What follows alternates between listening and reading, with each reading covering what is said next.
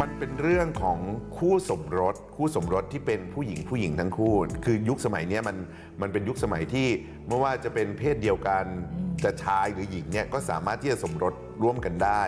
แต่ปัญหาที่เกิดขึ้นมันเป็นปัญหาที่เกิดขึ้นในครอบครัว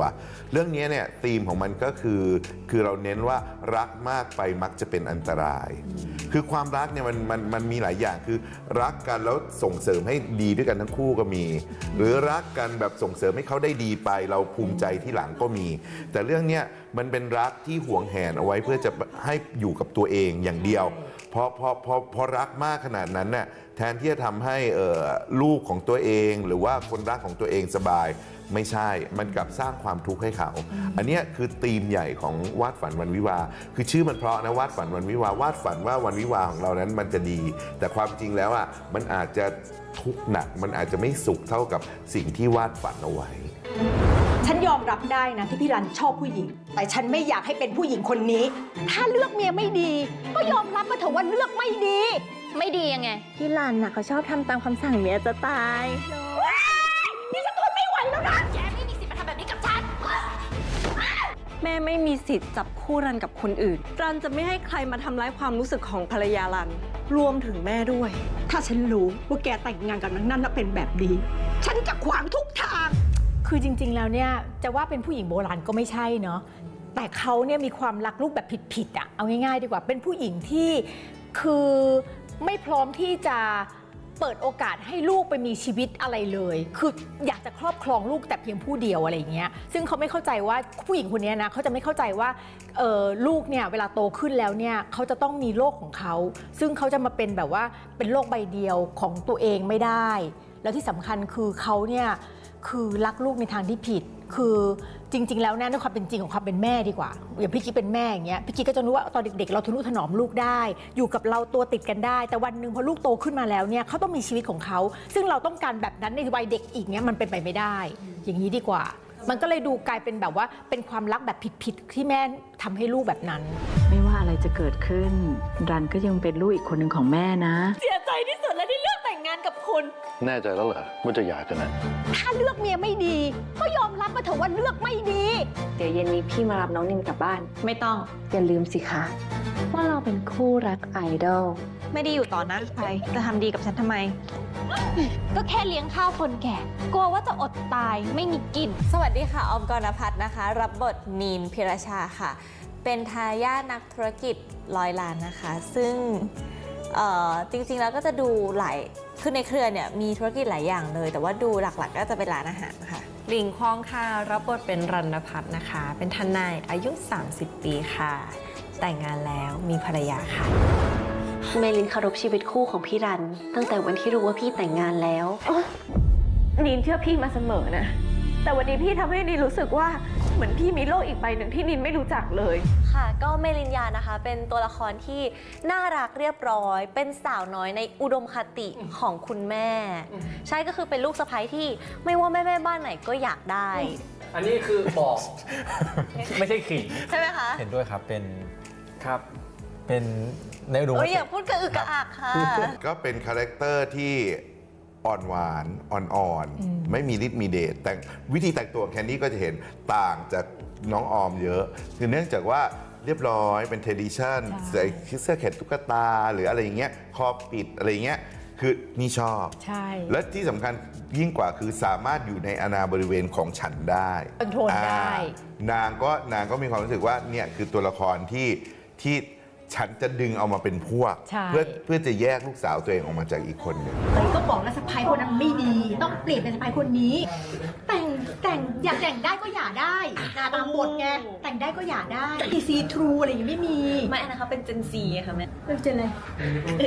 เจนซีเหมือนกันแต่แบบว่าเจนซีที่แบบว่าอุ๊ยยังแบบว่าไม่ซีมากเจนซีที่คิดได้อ่ะกับเจนซีที่คิดไม่ได้ตายแล้วช่วยพี่ไม่ได้แล้วนะ ก็น่ารักนะคะก็ตามวัยเขาอะไรอย่างเงี้ยก็คล้ายๆหลิงออมอ่ะก็แบบเป็นสไตล์แบบเด็กรุ่นเจนนั้นอะไรอย่างเงี้ยพอได้ทำงานก็รู้สึกดีจริงๆแล้วเนี่ยน้องๆทั้ง3คนเนี่ยที่ได้ที่กิ๊กร่วมงานด้วยเนี่ยกิ๊กรู้สึกว่าเขาก็เอาพลังมาให้เรานะพลังความสดใสทำให้เราใช่ทำให้เรารู้สึกว่าเราทำงานแล้วเราก็มีความสุขแบบว่าได้แบบนึกออกไหมมันเป็นอะไรที่มันคนละเจนก็จริงแต่เราสามารถอยู่ร่วมกันได้เวลาทำงานเนี่ยมันก็เหมือนกับเป็นการดึงพลังซึ่งกันและกันอะไรอย่างเงี้ยรับบท ไม่มีปากเสียงพี่หลิงบอกว่าทำไมหนูถึงไม่ช่วยพูดอะไรเลยเราเป็นเด็กใหม่ไงเราจะไปพูดอะไรได้ น้องทำงาน professional มากนะต้องชมน้องถึงน้องจะแบบอายุยังน้อยอะไรเงี้ยหลิงไม่รู้ว่าเขาผ่านมากี่เรื่องแต่ว่าน้องทำงานแบบว่ามืออาชีพคือมันจะมีการปรับแก้อะไรอย่างเงี้ยอยู่หน้าเซตตลอดแล้วน้องเขาก็ปุ๊บก็คือปรับได้เลยจำได้เลยแล้วเข้าใจแล้วก็เป็นผู้หญิงที่ซอฟต์เป็นน้องที่แบบน่าเอ็นดูค่ะอยู่ในห้องคุยเรื่องหมา น่ารัก ทำตัวเป็นลูกผู้ชายหน่อยทั้งหมดที่เธอทำเนี่ยเธอทำตัวเองทั้งนั้นเลยนะใครเขาก็รู้ว่าเขาซื้อหัวหน้าไว้โชว์รับบทเป็นอัดครับผมก็เป็นผู้ชายแสนดีใจดีอบอุ่นเป็นลูกเขยที่ใครๆก็อยาก จริงๆคือตรงกันข้ามหมดเลยอัดเป็นคนที่ผมว่าเป็นคาแรคเตอร์ที่ร้ายที่สุดที่ผมเคยรับบทมาแล้วคืออันนี้คือร้ายแบบขนาดที่วันๆไม่คิดจะทำอะไรหาเรื่องวางแผนอยากให้เกิดความแตกแยกของทุกคนเพราะว่าตัวเองมีปมที่แบบฝังใจเจ็บมามีปล่อยด้มปมด้วยเฮ้ยเอาไป1ก่อน จริงๆก็เป็นคนที่แบบนั่นแหละครับไม่ว่าจะวันนี้จะมีงานอะไรเกิดเหตุการณ์อะไรใครมาในบริษัทเขาก็จะคิดแผนการทำให้เกิดปัญหาหมดเลยเป็นคนเจ้าแผนการที่ไม่ใช่ในเรื่องดีด้วย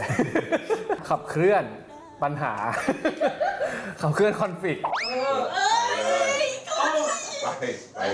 ไปเลย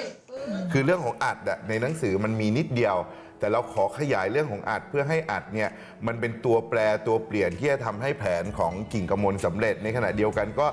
เสริมความอะไรอะความที่ตัวเองไม่ชอบรันด้วยอะให้สมหวังอะเราก็เลยมีความรู้สึกว่าเนาะในนิยายมันแบบว่าอาจจะจบแบบน้อยๆเรื่อยๆธรรมดาแต่ว่าในฐานะที่เป็นซีรีส์เป็นละครเราจึงต้องเติมรสชาตินี้เข้าไปถึงแม้ว่าอันเนี้ยมันจะเป็นสิ่งที่นอกเหนือจากในนิยายแต่เราคิดว่า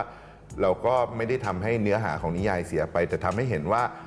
บางทีแรงแค้นแรงอาฆาตแรงความไม่ชอบขี้หน้ากันเนี่ยมันก่อให้เกิดสิ่งที่ไม่น่าจะเกิดขึ้นแล้วก็ทำลายชีวิตของตัวเองไปด้วยเราก็เลยทำให้ตัวของอัดเนี่ยเป็นตัวที่แบบว่า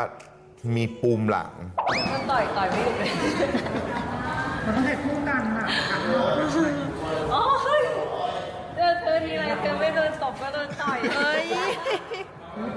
ไม่เคยสู้ใครได้เลยชีวิตบอกเลยว่าคนดูต้องอึ้งร้ายสุดๆเลยร้ายจนแบบหลิงคิดว่าคนดูน่าจะเกลียดพี่จ๊อบมากเลยเก็บของคุณทั้งหมดออกไปจากที่นี่ในฐานะภรรยาพี่รันห่วยแตกที่สุดผมรับบทเป็นนายพักภาคินครับก็คาแรคเตอร์ก็จะเป็นคนที่เรียกว่าอบอุ่นแล้วก็รักครอบครัวมากน้องสาวเราคือเบอร์1แล้วก็เป็นเขาเรียกว่าอะไรเป็นแต่มีความใจร้อนอยู่นิดหน่อยแล้วก็เห็นเรื่องของแบบความสำคัญของครอบครัวแล้วก็อยากดูแลน้องสาวปกป้องน้องสาวอะไรเงี้ยครับห่วงไหมคะห่วงน้องสาวห่วงมากเพราะผมรู้สึกว่าเราเลี้ยงมาแบบรักของเราอะไรเงี้ยแบบครอบครัวเราคือเป็นครอบครัวที่อบอุ่นมากแล้วก็มีน้องสาวคนเดียวซึ่งเราก็ดูแลเขามาดีตลอดเรารู้สึกว่าคนที่จะมาดูแลน้องเราต่อไปเนี่ยก็ต้องดูแลให้ได้เท่ากับบ้านเราเหมือนกันอะไรเงี้ยครับมันก็เลยมีความคาดหวังขึ้นมาเยอะออมก็ดูหมวยมากขาวมากเพราะฉะนั้นพี่ชายที่เราเลือกคนแรกคือป๊อปเราบอกต้องเลือกป๊อปเพราะป๊อปกับออมอยู่ใกล้ๆกันน่ะมันก็โอเคแล้วที่สำคัญคือเขาเคยเล่นด้วยกันมาแล้วในจุฑาเทพก็ดูน่ารักดีซึ่งออมรักพี่ป๊อปแบบเป็นพี่เป็นน้องกันมาตั้งแต่เรื่องนั้นแล้วก็คือสนิทกันมากก็กลายเป็นแบบเจอพี่ป๊อปเรื่องนี้มันแน่อะไรอย่างเงี้ยแล้วชีก็ได้เล่นเป็นพี่ชายฉันอีกตรงเลยแฮปปี้เลยแล้วก็แบบเหมือนมองตาก็รู้ใจแบบอะไรพี่ จัดการเลยเขาทำหนูอกหักพี่อย่างเงี้ย หน้าเหมือนเลย หน้าตาเหมือนกันเลยเอารู้สึกว่าแคสบ้านน้องนีนอะหน้าตาเหมือนกันเพราะว่าพี่เอ็มที่เล่นเป็นพ่อออม พี่ป๊อปที่เล่นเป็นพี่ชายออมอะเดินมาคือแยกไม่ออกเพราะหุ่นและหน้าเหมือนกัน แล้วแม่ก็หน้าเหมือนพี่ป๊อปแล้วออมก็หน้าเหมือนพี่ป๊อปแล้วออมก็หน้าเหมือนแม่อีกทีหนึ่งออมก็แบบทำไมทุกคนมันหน้าเหมือนกันหมดเลย ว่าหน้าคล้ายกันอะไรเงี้ยครับคล้ายเหรอพี่ หรือว่าผมว่าอาจจะด้วยแบบทรงผมหรือเปล่า มีตาซ้ายตาขวาคนละข้างแล้วก็มีจมูกมีหู แต่ในเรื่องผมย้ายตามาไว้ตรงนี้ คือแต่งเอฟเฟกต์ทุกวันเลย โอ้จริงเหรอหนูไม่เคย ใช่ เห็นเลยอ่ะ พี่เอาหูมาตรงนี้แล้วตาอยู่ตรงนี้ในเรื่องเดี๋ยวค่อยดูเดี๋ยวอีพีหลังๆมันจะเริ่มสับไปเรื่อย จริงป่ะ ๆเรื่องจริง แล้วทำไมทำแบบนั้นนะแล้วมัน ก็ จะ เซ็งไงมันตอนที่แบบว่าหาน้องสาวไม่เจอค้นหา ใช่ ไม่อันนี้มันก็ผิดจากนี่ดิเหมือนหนูดูนิยายอยู่นะมันไม่มี อันนี้มันเป็นมัลติเวิร์สของวาดฝันแต่หนูค่อยดู จะมา ที่ ทำเป็น กลางๆมัน ละ จะ คร เริ่ม ช่อ แบ ง บ 3 นาทีมันก็ต้องมีอะไรที่ ใช่ เพิ่มและพิเศษขึ้นไป คือ อันนี้ ป้า เขา แจ๋ว เป็นแบบสเปเชียลอีพีป่ะแบบเพิ่มอีพีแบบเล่นๆ พี่สาวคนสวย ชอบนะคะ เป็นแฟนกันนะ ตอนนั้นอ้อมตื่นเต้นแล้วก็แบบมีแพชชั่นมากอะหมายถึงมันเป็นเหมือนแพชชั่นใหม่ๆ เราได้เล่นละครเรื่องใหม่ทีมใหม่แล้วเป็นเรื่องที่เราเคยอ่านเนื้อเรื่องมาแล้วมาดูมันด้วย เป็นแรงชีวิตเหมือนกัน ต้องบอกว่าหลิงอะไม่ได้อ่านนิยายเลย แต่ว่าหลิงรู้สึกว่าเป็นเรื่องที่น่าสนใจแล้วเป็นเรื่องที่เหมือนทันสมัยด้วย หลิงเชื่อว่ายุคนี้มีคนเจอแบบนี้เยอะ ใช่ก็เลยอยากเล่นน่ะมีคิวออนไลน์ก่อนหน้านี้2-3 คิวนะคะ เราก็ไม่โทรมาบอกขอให้นินต่อให้น้องนิน รอจนเบื่อเลยอ่ะ ให้หนูรอจนเบื่อเลยอ่ะ มีไม่ยอมเลยนะ นินไม่ยอมนะที่เราต้องชดเชยให้เขาด้วยนะพนักงานทำหน้าไม่ถูกเหมือนเราปะ ใช่แล้วน้องนินให้พี่ทำอะไรแล้วก็งง แล้วน้องนินจะให้พี่ทำอะไรเหรอคะ เคยทำนี่ยื่นแก้ม แล้วไอ้นี่ก็งงๆแล้วว่ายื่นแก้มทำไมมันจับหัวแบบว่าเอาหน้าโขกแก้มเลยอะไม่เอาปากเขาจูบที่แก้มนั่นแหละใช่ช้าเร็วๆที่รักน่ารักที่สุดเลยที่รักน่ารักที่สุดเลยพนักงานแบบ ก็มีการนัดคุยกันนัดรีฟลูก่อนเหมือนป้าแจ๋วจะให้ความสำคัญกับการที่แบบว่ามุมมองของตัวละครนี้มองตัวละครตัวอื่นเป็นยังไงอะไรเงี้ยก็จะกางออกมาแชร์กันใช่ตรงนี้ค่ะ ของออมที่ออมต้องเวิร์กออมรู้สึกว่าออมเวิร์กกับคือไม่ต้องเวิร์กกับความสนิทเพราะว่าเราอยู่ด้วยกันมา 2-3 ปีเนาะแล้วเรารู้จักกันมานานกว่านั้นด้วยเพราะฉะนั้นแบบความสนิททิพย์เชื้อเหมือนคนแต่งงานอะไรเงี้ยมันแบบมันไม่ค่อยยากเท่าไหร่แต่จะยากตรงที่แบบปัญหาหยุ่มหยิมอย่างเช่นแบบปัญหากับแม่แฟนอะไรอย่างเงี้ยจะแบบไม่จะต้องเวิร์กนิดนึงว่าแบบอะถ้าผู้ใหญ่เขามีปัญหากับแม่แฟนจริงๆมันจะต้องเป็นประมาณไหนประมาณนั้นแต่ว่าถามป้าแจ๋วก็ได้คำตอบทั้งหมดเขาก็เล่าในมุมป้าแจ๋วก็เล่าในมุมของป้าแจ๋วให้ฟังว่ามันจะเป็นแบบนี้แบบนี้แบบนี้เราก็เล่นตามที่เราเข้าใจ มีการแบบเหมือนนั่งคุยกันน่ะนั่งคุยกันว่าหลิงคิดว่าสมมติหลิงเจอสถานการณ์นี้หลิงจะทำยังไงแล้วคิดยังไงรู้สึกยังไงตั้งแต่ตอนที่ยังไม่ได้อ่านบทหรือว่ายังไม่ได้เปิดกล้องอะแล้วพอเจอมุมมองต่างๆของตัวละครที่มองเข้ามาในตัวรันอะก็จะรู้สึกว่าเฮ้ยมันแตกต่างกันมากเลยที่คือจริงๆรันกับหลิงมีมุมมองที่ต่างกันกับสถานการณ์ต่างๆไม่ว่าจะเจอคนในออฟฟิศเจอแม่หรือว่าเจอภรรยาก็ตามอะไรอย่างเงี้ยมันก็จะมีบางอย่างที่ไม่เหมือนกันแล้วสุดท้ายเราก็ต้องอ่านบทมาตบเข้าว่าทำไมตัวละครตัวนี้ถึงทำแบบนี้เราก็ค่อยพัฒนาตัวละครในระหว่างที่ถ่ายทำเอาแกไม่มีสิทธิ์มาทำแบบนี้กับฉันแม่ไม่มีสิทธิ์จับคู่รันกับคนอื่นรันจะไม่ให้ใครมาทำร้ายความรู้สึกของภรรยารันรวมถึงแม่ด้วยคือพอพี่เป็นแบบนี้หนูถึงตัดใจจากพี่ไม่ได้สักที คือออมรู้สึกว่าการทะเลาะที่แรงขนาดเนี้ยมันค่อนข้างฟิกชันนิดหนึ่งมันสามารถคนเราทะเลาะได้แต่ว่าจะไม่แรงตลอดเวลาอย่างนี้แต่ถามว่ามัน มันคืออรรถรสในการดูอะเราออมก็ได้มีโอกาสดูในบาง EP แล้วด้วยอะไรอย่างเงี้ยออมก็เลยแบบมันเป็นอะไรที่แบบมันคือฟิกชั่นอะมันคือละครที่แบบนี่แหละที่คนไทยต้องการอย่างเงี้ยและตัวเราด้วยก็นานๆทีจะระเบิดอารมณ์สนุกเลยอันนี้พูดตรงๆว่าสนุกเลยมัน ทะเลาะกันมันอะใครชอบดูละครแนวนี้คือทะเลาะมันอ้าวเร็วโทษพร้อมยัง พร้อมนี่ใส่ พี่หลิงพร้อมยัง ขอดมหน่อยมันคือโจ๊กแบบมันเป็นโจ๊กถึงใช่ไหมใช่ค่ะอร่อยเดี๋ยวเอายัง ตอนแรกอะเดาไม่ถูกเลยว่าพี่คิกตัวจริงจะเป็นคนยังไงอะไรเงี้ยเราไม่เคยคิดด้วยอะไรเงี้ยจนกระทั่งมาเจอกันครั้งแรกก็คือแบบอุ้ยเขาเป็นคนเฟรนลี่มากเลยแล้วก็น่ารักแล้วก็ไนซ์คนที่ดูร้ายๆในละครมักจะดูไนซ์เสมอเลยอะตัวจริงเสมอจริงๆอะแต่เขาเป็นป้ากิ๊วเป็นคนตลกมากแล้วก็ดูแลเหมือนแม่เลยอะแบบออมกินเชอร์รี่ไหมลูกวันนี้มาละออมกินบลูเบอร์รี่ไหมลูกออมไปออกกำลังกับป้าเชื่อป้าแค่เดินออกมาจากบ้านไปไหมเดี๋ยวป้าไปรับก็ได้รอบที่2ยังไม่ควรคือแบบแม่น่ารักใช่คือแม่น่ารักแบบว่าดูแลตัวเองดูแลคนอื่นป้ากิ๊กอะแล้วก็เวลาเล่นก็คือแบบบางครั้งก็จะชอบหลุดขำกันด้วยเพราะว่าเหมือนหยุดขำแล้วคนที่หยุดขำไม่ได้อะคือป้ากิ๊กพี่รันพอได้แล้วค่ะแม่กลับไปก่อนนะคะขอร้องแม่กลับก่อนก็ได้มันยังเห็นเนี่ยพี่รันนะเนี่ยแล้วก็พี่กิ๊กขึ้นรถแล้วขับออกไปเลย เปิดรถเลยนะ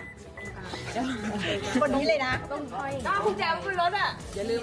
เอาจริงๆตั้งแต่ซีนแรกอะหลิงก็ตลกพี่กิ๊กแหละเขาแบบทำฉากแรกของแม่ก็คือเดินมาเกาะรั้วแล้วก็พี่รันแล้วแม่ตาโตๆอะทำหน้าจ่องๆแล้วตลกอ่ะแม่นะเดี๋ยวพี่รันจะเปิดกระเป๋าแม่พี่รันแบบว่าแม่ไม่มีที่จะไปแล้วแม่ขอมาอยู่กับพี่รันได้ไหมนี่ไงฉากบู๊กับแม่ไงแต่อันนั้นแม่ใส่เต็มแต่ว่าคือมันสุดถ้าเราเนี่ยมันแม่เล่นฉากบู๊แบบตบกันเบาๆค่ะดูนี่ยังไปได้แล้วหน้าด้านคือแม่ช่วยเซฟเราหนักมากแต่แรงที่แม่ใส่ลงมามันจะแรงกว่าปกติหมายถึงแบบคือมันไม่ได้เจ็บไม่ได้อะไรนะคือแม่เซฟให้หมดแต่ว่าแรงอ่ะมันคือแรงเสมือนจริงอ่ะเต็มร้อยสนุกมากเลยรู้สึกเหมือนแบบเราสู้ไม่ได้จริงๆอ่ะคือเราใช้แรงที่สุดของเราแล้วเราก็ยังสู้แม่กิ๊กไม่ได้แม่กิ๊กเห็นตัวเล็กๆนะแรงเยอะมากพี่รันดึงไม่ออกอ่ะตลกมากเลยสินะชอบที่สุดเลยอยากให้ทุกคนเห็นมากเลยอ่ะแย่งอะไรกันเราพี่รันเขาเลือกเองแกปล่อยไม่ได้ตัวแกคิดว่าชนะใช่ไหมคิดว่าแย่งพี่รันไปจากฉันได้แล้วอย่างนั้นเหรอแล้วก็เลิกพูดเลิกฆ่ากันเลยนะถ้าไม่ใช่เพราะแกลูกสาวฉันจะไม่มีวันหันหลังให้กับฉันเด็ดขาดถ้าคุณรู้สึกแบบนั้นก็เป็นปัญหาของคุณไม่ใช่ปัญหาของฉันออมนี่เขาแบบล้นเหมือนกันไงเราล้นเขาก็ล้นเพราะฉะนั้นเนี่ยเวลาเราเล่นด้วยกันมันก็แบบจะมีแต่ความสนุกพี่กิ๊กว่ามันเป็นความบันเทิงมากกว่า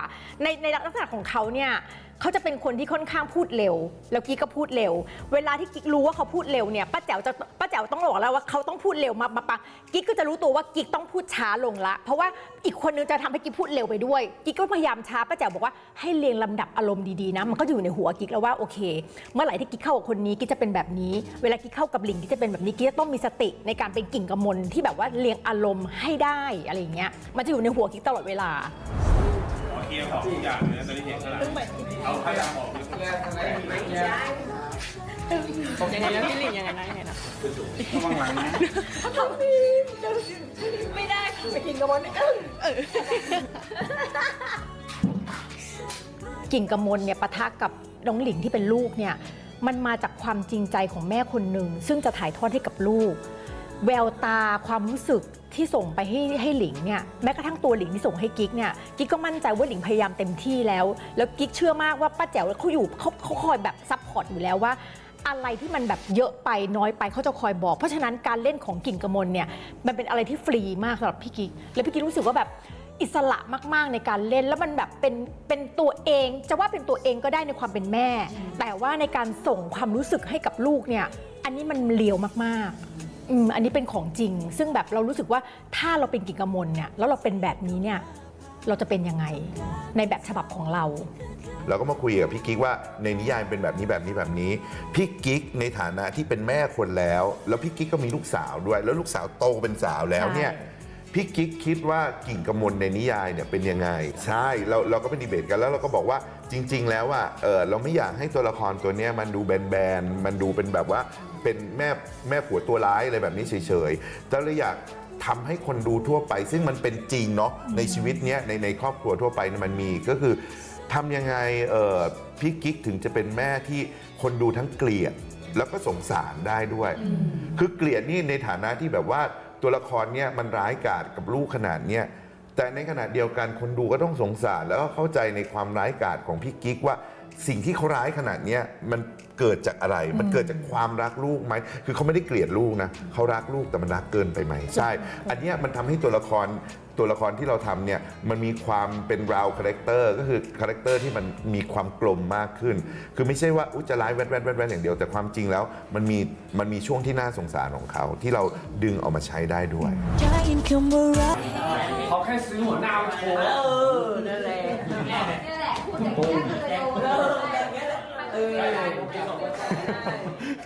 คือตอนแรกอ่ะคือมันโชคดีตรงว่าตอนที่เราเคยทำงานตอน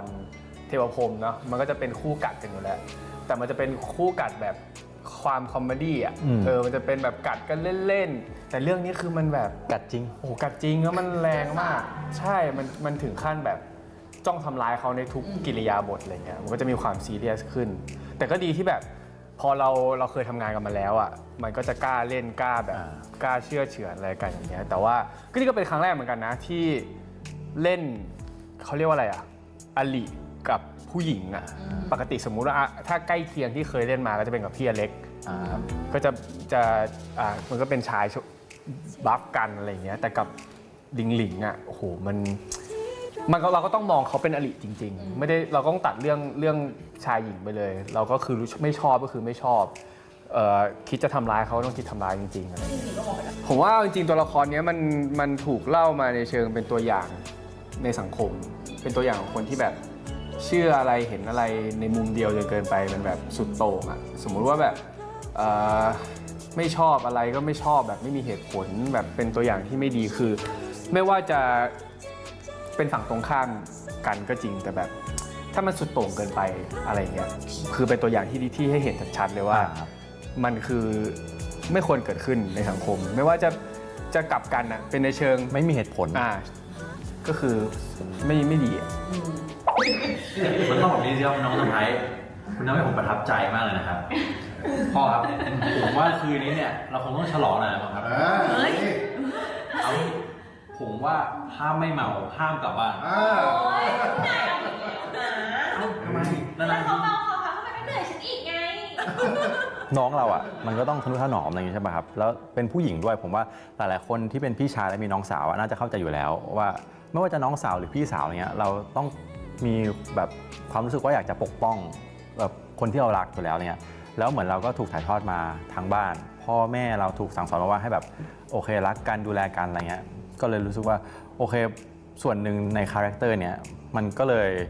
รักน้องสาวมากเป็นพิเศษแล้วในชีวิตจริงผมเองก็มีน้องเหมือนกันก็เลยโอเคพอจะเป็น reference ได้ว่าคนที่เขาแบบมีความรักความผูกพันในครอบครัวมันแบบประมาณไหนอะไรเงี้ยครับด้วยความที่มันสนิทกันอ่ะพี่แบบเวลาเราเข้าฉากด้วยกันอ่ะบางทีมันจะ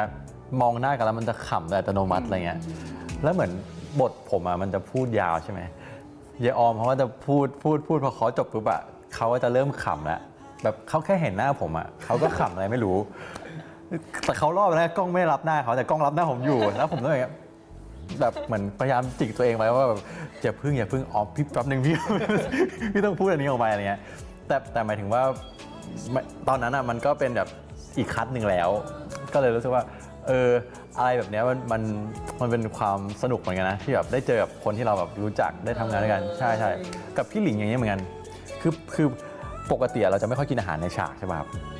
อาหารบนโต๊ะอาหารเนี่ยเราก็จะกินเล่นๆอะไรเงี้ย ชอบมาก เหมือนหลิงกลับมาจากฮ่องกงเลยสักอย่างไงพี่กินแกงส้มเกือบหมดถ้วยปลาทูกินอะไรเงี้ยแล้วผมคิดมาตลอดว่าหลิงไม่กินเผ็ดแต่คือเขากินแบบกินแซ่บอะพี่ ไม่กินเผ็ด ใช่เนาะแต่คือพี่เขาใจว่าหลิงไม่น่าจะกินเผ็ดแต่หลิงกินแกงส้มแกงเหลืองอะครับตากแล้วผมก็เฮ้ยแบบหิวข้าวหรืออะไรเงี้ยโอ้แบบเลี่ยนมากเลยอยากกินอาหารเยอะๆแล้วซีนนั้นอะพี่ก้อยอะครับแม่ก้อยต้องพูดว่าแบบพี่หลิงกินข้าวเยอะนะลูก แต่คือแบบตอนที่มันขัดแล้วคือหลิงกินไม่หยุดอะ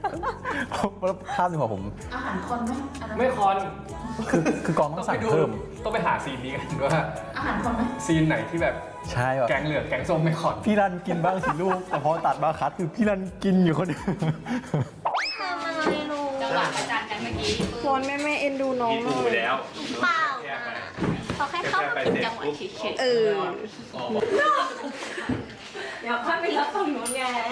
สมมตินะแต่คนนั้นเลย พักต่อไปเลยจ้ะอับย้ายอยู่ วิ่งตามง้อ วิ่งตามน้องแบบทิ้งสะโพกเลย ทิ้งสะโพก ความรู้สึกของพี่ก่อน ใช่แล้วเราก็โดนหักอก เอ้าหนูรักเขาเหรอ หนูรักเขาคือเราเห็นพี่รันมาตั้งแต่เด็กๆ แล้วเราก็ปลื้มพี่เขามาตั้งแต่เด็กๆเพราะเขาเหมือนแบบว่าเป็นสาวฮอตประจำหมู่บ้านอะไรแบบนี้ใช่เหมือนเราก็แบบมันชอบพี่เขามาตั้งแต่เด็กอยู่ด้วยกันเล่นด้วยกันพี่เขาโตขึ้นไปทำงานในเมืองอยากจะตามพี่เขาไปเขาเรียนทนายอยากจะเป็นทนายเหมือนพี่เขาก็เลยเหมือนแบบว่าเป็นแรงบันดาลใจสำคัญในชีวิตในการเรียนต่อใช้ชีวิตแล้วก็เหมือนเป็นแรงบันดาลใจในการแบบสายงานอาชีพนี้อะไรแบบนี้ค่ะก็เลยเรามีเส้นสายเนาะแม่เขาก็ชอบเราก็ชอบพี่เขาแล้วก็ฝากเรามาทำงานกับพี่เขาเลยแล้วกันอะไรแบบนี้ก็เลยเหมือนเป็นลูกกระจอกเดินตักตามว่าแบบน้ำชอบพี่โซน น้ำชอบพี่โซนแต่พี่โซนไม่ชอบน้ำใช่เปลี่ยนแปลงเมื่อพี่โซนขัดผิวเมื่อพี่โชนเนี่ยค่ะเอาจริงๆเราเป็นคนดีหลายคนจะชอบมองว่าเราอะใช่ตัวละครเราอะเป็นคนแบบว่าไม่ดีว่าแบบเหมือนรู้อยู่แล้วว่าเขาแบบรักกันแต่เราก็ยังเอาตัวเราไปอยู่ในสถานการณ์นั้นแต่จริงๆแล้วก็คือเราไม่รู้มาก่อนว่าเขาแบบชอบกันเขาแต่งงานกันแล้วเขาวางแผนอะไรอนาคตด้วยกันหมดแล้วแล้วเราก็เหมือนแบบเอาตัวเราไปอยู่ในสถานการณ์นั้นทำให้แบบเฮ้ยเรารู้สึกผิดมากเพราะว่าเราไม่ได้ตั้งใจทำแบบนั้นเลยเราแค่มองพี่เขาว่าแบบเป็นคนที่เป็นแรงบันดาลใจสำคัญเราแล้วถ้าเกิดมีโอกาสเราก็แบบอยากพัฒนาความสัมพันธ์กับพี่เขาแต่ถ้ามันไม่ได้แล้วเราก็อยากจะมองพี่เขาเป็นแค่พี่สาวคนนึงอะไรแบบนี้ใช่ก็คือเป็นเด็กดีคนนึงมีสามัญจิตสำนึก สามัญสำนึก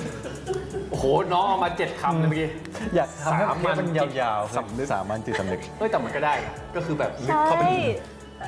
มันเป็น มันลึกเข้าไปเลย หนูคิดมาแล้ว โอเค สามัญจิตสำนึก หนูคิดมาแล้วใช่สามัญจิตสำนึก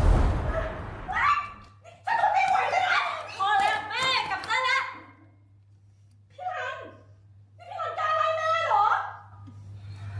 รันไม่ได้ไล่แม่ค่ะ แต่แม่ควรกลับแล้วนะคะป่ะเดี๋ยวรันพาไปส่ง คือต้องพูดก่อนว่าการที่ครอบครัวอบอุ่นอะกับนิสัยเราที่เราโตมามันคนละเรื่องกันในความเป็นจริงออมก็อบอุ่น แต่ออมก็จะมีนิสัยที่ต่างไปจากคุณแม่อะนึกออกไหมคุณแม่อาจจะดูสงบนิ่งแต่ออมแบบ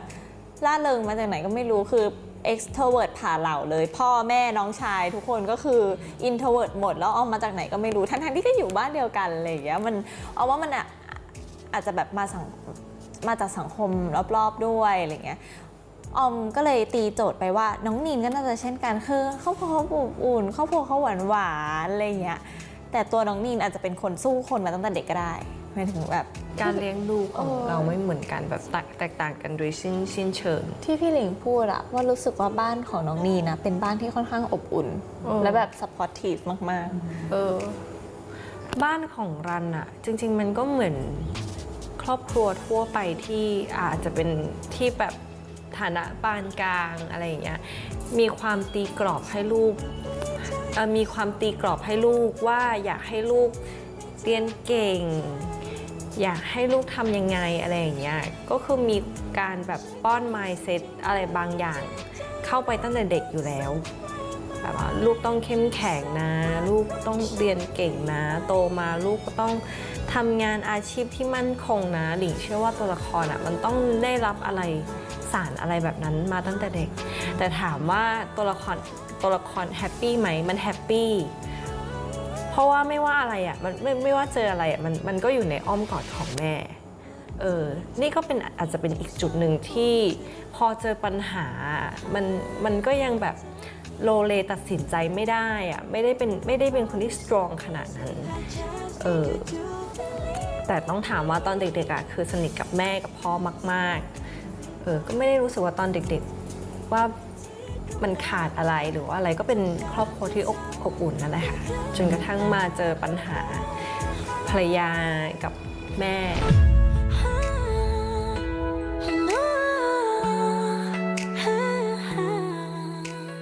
บ้านนีนเนี่ยเป็นบ้านที่อบอุ่นกว่าบ้านลานเพราะฉะนั้นเพื่อนคอนเซปต์เสื้อผ้าก็จะเห็นว่าบ้านนีนเนี่ยมันจะเป็นสีที่แบบว่าโทนอุ่นแล้วก็ดูสดใสร่าเริงอะไรเงี้ยดูแบบอยู่แล้วสบายใจอะไรเงี้ยมีความรู้สึกว่าบ้านเนี้ยเขาเป็นบ้านที่เขาเรียกอะไรเป็นที่พักพิง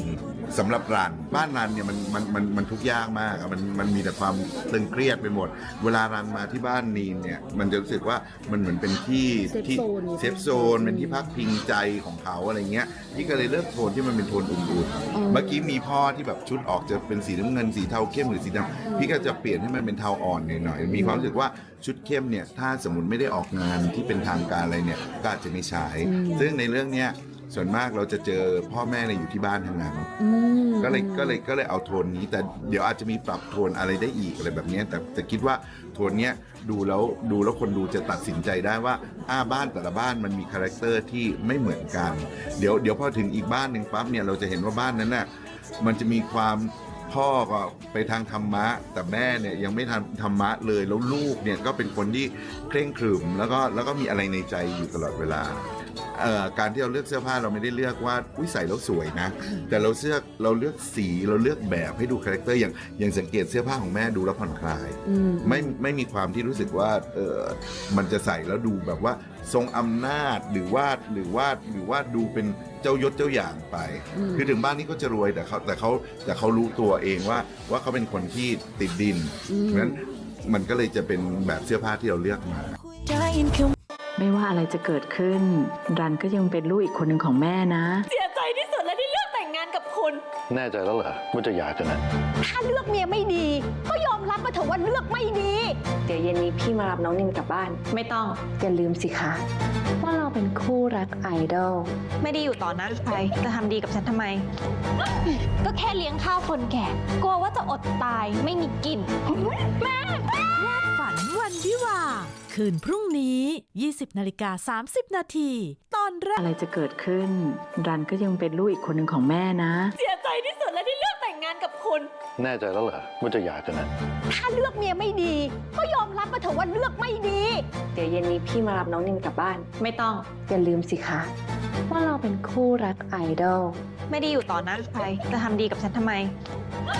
ก็แค่เลี้ยงข้าวคนแก่กลัวว่าจะอดตายไม่มีกินแม่ผมเชื่อว่าก็จะเป็นอีกหลายๆมุมที่ทุกคนไม่เคยได้เห็นจากนักแสดงหลายๆคนโดยเฉพาะตัวผมเนี่ยแน่นอนไม่เคยเล่นเป็นคนดีขนาดนี้ไม่เคยแบบสุภาพอ่อนโยนขนาดนี้อยากให้ทุกคนมาดูตัวละครอาจมาแกะข้อคิดจากมันเพราะว่ามันเป็นตัวละครที่อยากให้ทุกคนดูเลยว่าอย่าถลำลึกไปเป็นแบบนี้เวลาเราไปเจอปมอะไรมาก็ตามในสังคมอย่างเงี้ยอย่าเป็นแบบมันอย่าไป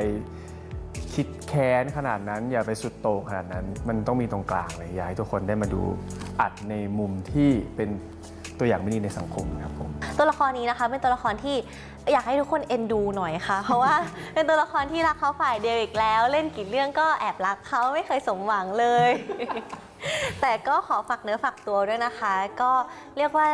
เป็นตัวละครที่น่าสนใจแล้วก็เนื้อเรื่องค่อนข้างน่าสนใจมากเรียกว่าดูทุก EP แล้วอยากดูต่อไปเรื่อยๆใช่ค่ะก็ขอฝากติดตามด้วยนะคะนักแสดงทุกคนตั้งใจทำงานแล้วก็พี่ๆทีมงานทุกคนตั้งใจทำงานกันมากๆผลงานออกมาดีแน่นอนเลยค่ะผมรู้สึกว่ามันเป็นเรื่องราวของชีวิตหลังแต่งงานของแบบ ที่เราเห็นได้จริงแล้วกันมันมีหลายแง่มุมมีหลายเรื่องราวมากให้ติดตามคือในเรื่องนี้มันก็มีหลายเหตุการณ์ที่มันเป็นตัวแปรสำคัญหลายๆอย่างทำให้แบบชีวิตคู่มีผลกระทบมีเรื่องราวที่มันต้องแบบไม่เข้าใจกันหรือว่าแบบปรับจูนเข้าหากันอะไรเงี้ย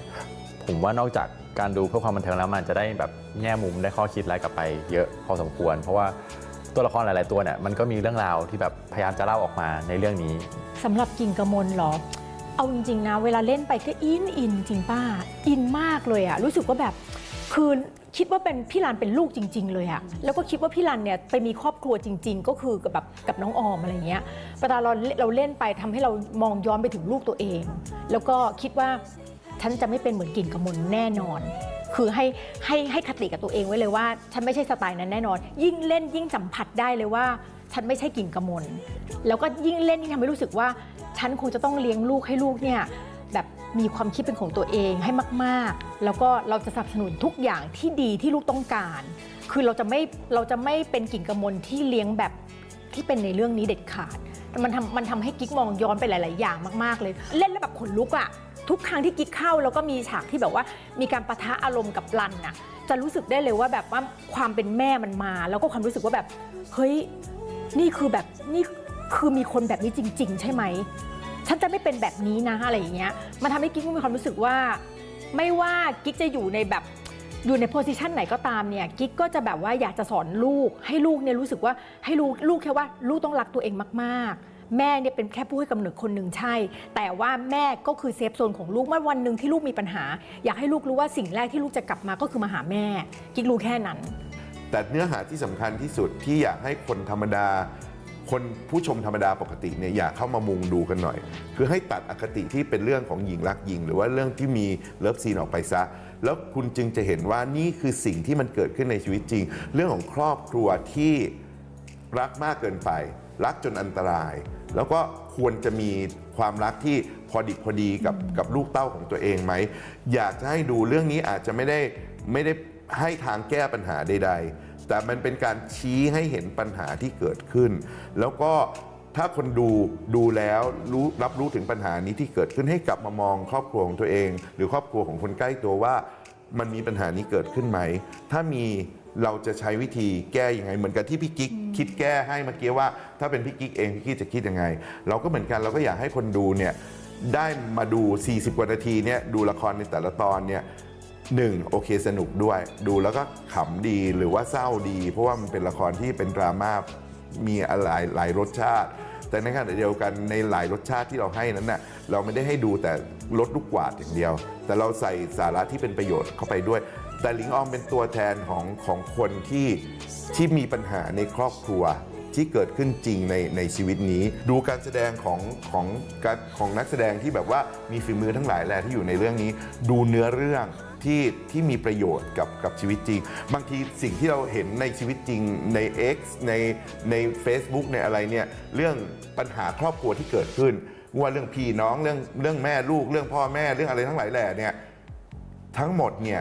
มันมีอยู่ในเรื่องนี้เหมือนกันมันเบสออนชีวิตจริงเพราะฉะนั้นดูให้รู้ว่าชีวิตเนี่ยมันเกิดจากอะไรทำไมมันถึงมีปัญหาทางเราอาจจะไม่ได้เสนอทางแก้ปัญหาให้แต่ว่า